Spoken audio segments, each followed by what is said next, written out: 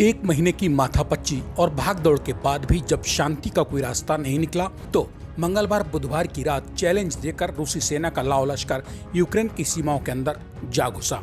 मतलब खूनी संग्राम शुरू हो गया।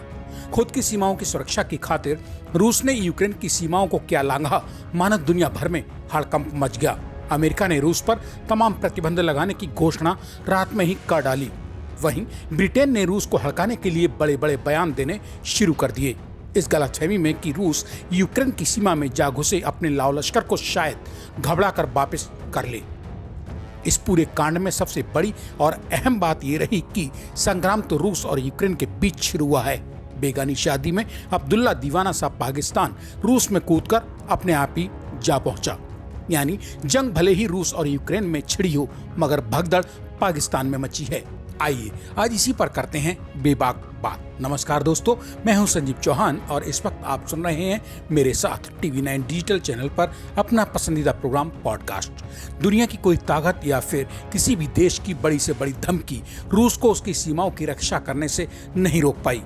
लाख समझाने के बाद भी जब यूक्रेन नहीं समझा या चेता तो मंगलवार बुधवार यानी 22-23 फरवरी 2022 को आधी रात रूसी राष्ट्रपति व्लादिमीर पुतिन ने टीवी न्यूज चैनल पर खुलेआम जंग का ऐलान कर दिया। यह कहते हुए कि रूस ने यूक्रेन में मौजूद जिन अलगाववादी क्षेत्रों दोनेत्स्क और लुहांस्क को स्वतंत्र रूप में मान्यता दी है, अभी यूक्रेन की फौज के संभावित हमले से उन क्षेत्रों की सुरक्षा करना भी रूस की पहली जिम्मेदारी बनता है। मतलब रूस को यूक्रेन की सीमाओं में अपना लाव लश्कर ले जाकर झोंकने का रास्ता या कहिए बहाना मिल ही गया, भले ही इसके लिए रूस को क्यों ना एक महीने लंबा इंतजार करना पड़ा हो। यूक्रेन में घुसी रूसी सेना के लाव लश्कर की धमक से जागे अमेरिका और ब्रिटेन ने भी आनन फानन में रूस पर तमाम प्रतिबंध लगा डाले, ताकि रूस ये सोचकर डर जाए कि इन प्रतिबंधों से रूस बर्बाद हो जाएगा। हालांकि ऐसा कुछ नहीं हुआ। रूस ने जो ठान रखी थी वो उसने खुले चैलेंज के साथ आधी रात को अंजाम दे डाला। सीमाओं की सुरक्षा की आड़ में शुरू हुए इस खूनी संग्राम की थाह हाल फिलहाल ले पाना किसी के वश की बात नजर नहीं आती है। रूसी सेना के यूक्रेन के अंदर घुसी तोप टैंकों के पहिए अब कहां जाकर थमेंगे, इस सवाल का जवाब भविष्य के गर्भ और रूसी हुकूमत के जहन में बंद है। हाँ, इस संग्राम में सबसे खास बात यह देखने में आ रही है कि जिस तरह बीते साल अफगानिस्तान में पाकिस्तान बिना बुलाए मेहमान की मानंद कूदकर पहुंच गया था, उसी तरह अब पाकिस्तान ने यूक्रेन और रूस के बीच छिड़े संग्राम में भी छलांग लगा दी है। रूसी सेना के यूक्रेन के अंदर घुसने से ठीक पहले दुनिया भर के कर्जदार, रोजी रोटी के लिए मोहताज और आतंकवाद की यूनिवर्सिटी कहे जाने वाले पाकिस्तान के प्रधानमंत्री इमरान खान वक्त की नजाकत को भांपते हुए एक ही छलांग में पाकिस्तान के राष्ट्रपति पाकिस्तान से रूस की गोद में छिटक कर जा गिरे। ऐसे में सवाल फिर वही कि जब जंग रूस और यूक्रेन के बीच छिड़ी है तो फिर ऐसे में पाकिस्तान के रूस में कूदकर पहुंच जाने का भला क्या मतलब हो सकता है। अगर रूस के पास जाना ही था तो फिर वो भारत पहुंचता, जिसकी रूस से दांत काटे की दोस्ती सदियों से जमाने में जग जाहिर है। वो भारत तो मौजूदा अंतर्राष्ट्रीय हालातों पर पैनी नजर बनाए रखकर खुद को तटस्थ रखे हुए है और पाकिस्तान उछल कूद मचा रहा है। आखिर क्यों?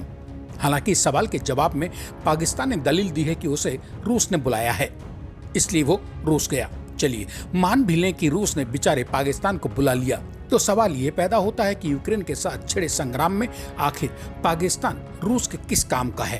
इतना ही नहीं, अगर इतिहास उठाकर देखा जाए तो ये वही पाकिस्तान है जिसे बीते 23 साल में कभी भी रूस की ओर कदमताल करने का ख्याल नहीं आया था। अब जब यूक्रेन और रूस दोनों देशों के बीच जंग छिड़ी, दुनिया भर में आतंकवाद की फैक्ट्री के नाम से बदनाम उसी पाकिस्तान के प्रधानमंत्री इमरान खान अब 23 साल बाद कूदकर अचानक ही रूस के आंगन में जा पहुंचे हैं। आखिर क्यों? 23 साल तक पाकिस्तान को रूस का हालचाल खैर खबर लेने की सुध क्यों नहीं आई थी?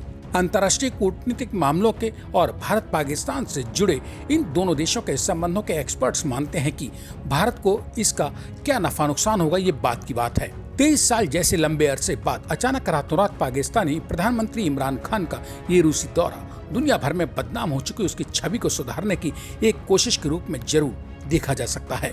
अगर बात यह है तो फिर सवाल ये पैदा होता है कि आखिर इन बदलते हालातों में अब पाकिस्तान के पड़ोसी मुल्क हिंदुस्तान की आइंदा क्या स्थिति होगी। पाकिस्तान का अचानक रूस की गोद तक पहुंचना क्या कहीं हिंदुस्तान को अपने भविष्य पर सोचने को विवश करेगा? अगर हाँ, तो फिर सवाल ये निकलकर भी सामने आता है कि आखिर इसकी हिंदुस्तान के पास क्या मजबूत काट होगी। हिंदुस्तान, पाकिस्तान और रूस के मामलों के एक्सपर्ट्स की माने तो हो ना हो, जब रूस संकट के इस दौर में यूक्रेन से जूझने में व्यस्त है, तब संभव है कि पाई पाई और दाने दाने को मोहताज पाकिस्तान भले ही हिंदुस्तान के खिलाफ कुछ कर सके या न कर सके, मगर वो इस भगदड़ में रूस से कहीं अरबों डॉलर न झटक लाए, ताकि पाकिस्तान के चूल्हों में कुछ और वक्ती सही आग तो जल सके। इन सब के बीच ये भी कहा जा सकता है कि जिस तरह भारत और अमेरिका करीब आए हैं, उसने पाकिस्तान की नींद उड़ा दी है।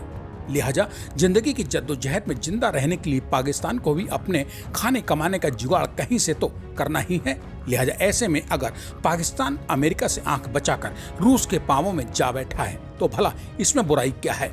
भुखमरी के कगार पर खड़े हुए हर किसी को 2 जून की रोटी जुटाने का हक तो है ही, तो भला इसमें पाकिस्तान भी चंद कौड़ियों की खातिर अब अमेरिका को भूलकर रूस की ओर बेचारगी की टकटकी लगा रहा है, तो ये उसकी निजी जरूरत का मसला है, चाहे जैसे वो अपना जुगाड़ करे। हालांकि अगर इन विपरीत दिखाई दे रहे हालातों में हिंदुस्तान की बात की जाए, तो हिंदुस्तान की मौजूदा वक्त में इस मुद्दे पर चुप्पी ही आइंदा के लिए उसकी बड़ी कूटनीतिक जीत में तब्दील हो जाएगी। पाकिस्तान ऐसे विपरीत हालातों में रूस पहुंचा है जब रूस यूक्रेन से जूझ रहा है। दूसरी बात, यूक्रेन विवाद पर अमेरिका और रूस के बीच भी घमासान शुरू हो चुका है। लिहाजा संभव है कि हिंदुस्तान का ये सब्र या आज की उसकी चुप्पी ही आने वाले वक्त में पाकिस्तान को अमेरिका की नजरों में तो गिराएगी ही। संभव है कि रूस के पास पाकिस्तान का खुलेआम जाने का यह कदम उसके चहेते बाकी तमाम देशों की नजरों में भी पाकिस्तान को कहीं का न छोड़े। इसी के साथ मुझे यानी अपने दोस्त संजीव चौहान को अब दीजिए इजाजत। पॉडकास्ट की और तमाम कड़ियां सुनने के लिए TV9 डिजिटल चैनल को सब्सक्राइब करके अपने मन की बात कमेंट बॉक्स में बताना ना भूलें। मेरे लौटकर आने का कीजिए इंतजार। तब तक के लिए नमस्कार।